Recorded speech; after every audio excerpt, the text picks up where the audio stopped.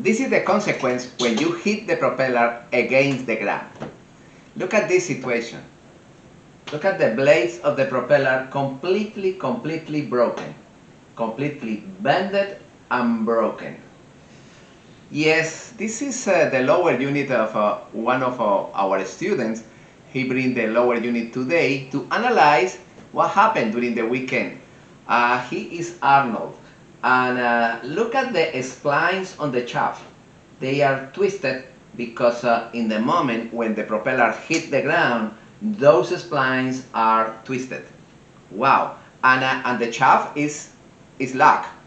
Remove the carrier is difficult. This is why Mr. Rodriguez and Arnold, Mr. Rodriguez with the torch and Arnold with the puller, they spend more than 20 minutes preheating the housing and trying to remove the carrier. The housing right now is out, is broken. It's not broken, but was expanded, is aluminum, and is garbage right now.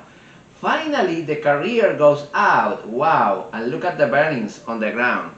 The bearings and the carrier. The bearings are destroyed.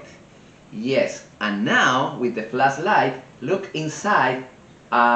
Everything is broken, and now Mr. Rodriguez introduced one flat screwdriver to keep the nut and remove the bearings, excuse me, and separate the gears.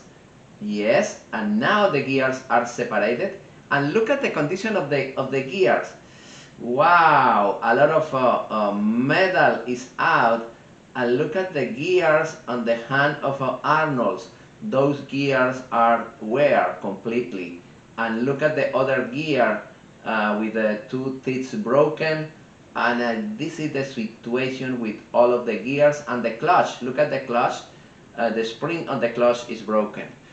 Hey, my friend, this is the consequence when you hit the propeller with the ground.